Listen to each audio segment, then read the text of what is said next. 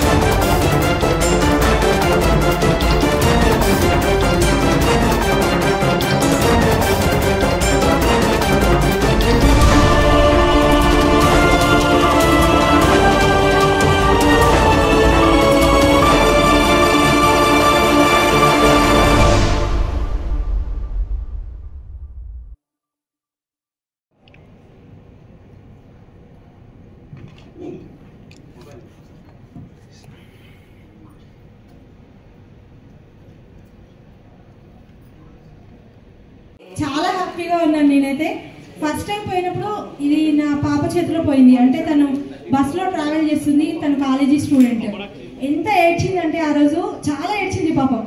తను first time ఈ phone తీసుకుంది. వాళ్ళు కాలేజీలో పీడిఎఫ్లు అవన్నీ చాలా ఉంటాయి కదా, చాలా కష్టపడి తీసుకున్నాం ఈ ఫోను. డాడీ కొనిచ్చిండు. 1 monthలోనే ఫోన్ పోయింది. చాలా ఏడ్చింది. పోలీస్ వాళ్ళందరూ అన్నారంట, అమ్మ ఏడవకి రా, నీకెందుకు 10 daysలో మేము ట్రాక్ చేసి నీ ఫోన్ నీకు ఇస్తాము, ఏడవద్దని చాలా సపోర్ట్ చేశారంట. నిజంగానే 10 daysలో ఇచ్చారు. తను ఎంత హ్యాపీగా ఫీల్ అయిందంటే ఆ రోజు అసలు మాటలో చెప్పలేను నేను. అండ్ సెకండ్ టైం మా హస్బెండ్ ఫోన్ పోయింది. తను రిక్వెస్ట్ చేశారు కూతుర్ని, అమ్మ నేను తీసుకెళ్తాను రా, నా ఫోన్ పోయింది, కావాలి నాకు అర్జెంట్ అని చెప్పి తీసుకున్నారు.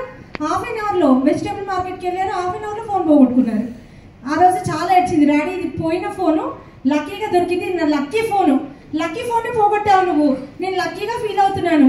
దాని మీద ఒక చిన్న స్క్రాచ్ పడినా తను ఎంత ఫీల్ అయ్యేదంటే, డాడీ ఏంటి డాడీ ఇలా స్క్రాచ్ చేసావు, ఇది నా లక్కీ ఫోన్ కదా, ఎందుకు తీస్తావు, ఎందుకు యూజ్ చేస్తావు అంటుండే. అంత హ్యాపీగా ఫీల్ అయిపోయి మళ్ళీ ఫోన్ పోయేసరికి ఇంకా చాలా ఫీల్ అయిపోయింది. ఈసారి దొరుకుతుందో లేదో మమ్మీ, ఫస్ట్ టైం అయితే లక్కీగా దొరికింది, ఈసారి దొరుకుతుందో లేదో అని అన్నారు. లక్కీ కాదండి, ఇక్కడ మన పోలీస్ వల్ల కష్టం ఇది. నేనైతే అలానే చెప్తాను, లక్కీ కాదు. వాళ్ళు ఎంతో కష్టపడితే కానీ ఈ ఫోన్ మళ్ళీ నా చేతికి రాలేదు. ఈరోజు నిజంగా నేను ఎంత హ్యాపీగా ఫీల్ అవుతున్నాను మాటల్లో చెప్పలేను. మెనీ మెనీ మెనీ థ్యాంక్స్ అండి. టోటల్ 2023 ఏప్రిల్లో మనకు వచ్చింది. సో అప్పటి నుంచి కూడా పోలీస్ డిపార్ట్మెంట్లో ఈ సెల్ ఫోన్ని రికవరీ చేసిన తర్వాత విక్టిమ్స్ని ఒక చోట పిలిపించి వాళ్ళకు హ్యాండ్ ఓవర్ చేయడం జరుగుతుంది.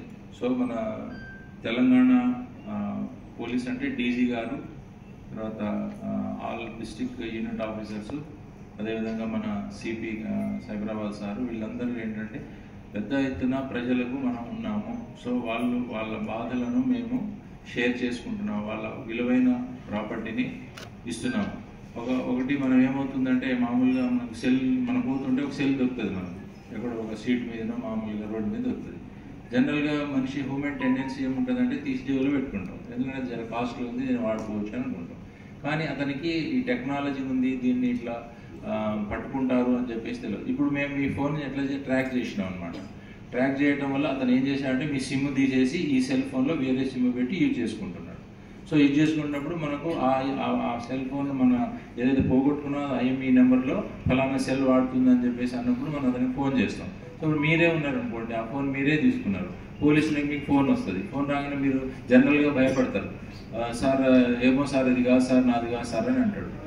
అన్నప్పుడు ఆయనకు ఆటోమేటిక్గా సైకాలజీ తెలిసిపోదు, అబ్బా ఇదేదో ఉందిరా పోయి ఇదేదో దొరికిపోయినట్టుంది అని అనుకుంటాడు. అప్పుడు మనం ఏంటంటే అష్యూరెన్స్ ఇస్తాం వాళ్ళకు, ఏమని, బాబు ఇది కేసు రిజిస్టర్ చేయట్లేదు, దొరికిన సొమ్మును మాకు ఇచ్చేస్తే చాలు అని చెప్పేసి అంటారు. సో ఈ విధంగా ఏమవుతుంది అంటే మనిషి నేను దొంగతనం చేసినా తెలిసిపోతుంది అనే ఉద్దేశంతో చాలా వరకు మనకు రికవరీ కాలేకపోతుంది. సో వాళ్ళు ఏం చేస్తారు, కొంతమంది షాపులో అమ్మేస్తారు, ఇది నా పర్సనల్ నెంబర్ అని చెప్పి అమ్మేస్తారు, పర్సనల్ నాకు డబ్బులు ఉన్నాయని చాలా చీప్గా అమ్మేస్తారు. తర్వాత మేము ట్రాక్ చేసినప్పుడు అది ఆ షాప్ దగ్గర దొరుకుతుంది. అప్పుడు షాప్ దగ్గర దొరికినప్పుడు ఆటోమేటిక్గా వాడు లాస్ అవుతాడు కదా. సార్ నేను డబ్బులు ఇచ్చిన, 4,000 ఇచ్చిన, 8,000 ఇచ్చిన, 10,000 ఇచ్చిన అని చెప్పి అనుకుంటాడు. సో ఇది ఒకటి మనకు ఛాలెంజ్ ఉన్నది సొసైటీలో. అది ఏమవుతుందంటే విక్టిమ్స్ మనకు హ్యాపీగా ఉంటుంది, కాకపోతే మీరు వీడు నా సెల్ ఫోన్ని ఏం చేశాడో, ఎక్కడెక్కడ యూజ్ చేశాడో అని చెప్పేసి మనకు ఒకసారి ఒక వస్తువు పోయిన తర్వాత వాడు ఖరాబ్ చేసినాడని ఒకటి మైండ్లో ఇది ఉంటుంది. కాబట్టి పోయిన తర్వాత ఏం చేయాలనేది ఇప్పుడు ఏసీపీ గారు చెప్పారు. తర్వాత దొరికిన తర్వాత ఎట్లా ఉంటుందనేది అది కూడా మీరు చెప్పాలి. సో మీడియా మిత్రులు కూడా చెప్పేది ఏంటంటే ఇప్పుడు పోయిన తర్వాత ఇవ్వచ్చు ఆయన, ఎందుకంటే అతని వస్తువు కూడా పోయినప్పుడు అతనికి కూడా ఫీలింగ్ ఉంటుంది కదా, నా వస్తువు పోయింది, ఇంత కాస్ట్లీ పెట్టి కొన్నాను, ఎవరైనా గిఫ్ట్ ఇవ్వచ్చు, లేకపోతే అతనే సేవ్ చేసిన డబ్బుతో చాలా కాస్ట్లీ ఐటమ్ కాబట్టి ఇవన్నీ కొద్దిగా ఆర్థికతో ముడిపడి ఉంటాయి కాబట్టి కొద్దిగా సమస్యలు ఉంటాయి. కాబట్టి మీరు ఫోన్లను జాగ్రత్తగా చేసుకోవాలంటే ఈ మామూలుగా రొటీన్గా మేము ఎప్పుడు చెప్తూనే ఉంటాం. ఎందుకంటే ఇప్పుడు మొబైల్ అనేది ప్రతి రోజు మనకు నీడ్ అన్నమాట, అవసరమైన వస్తువు.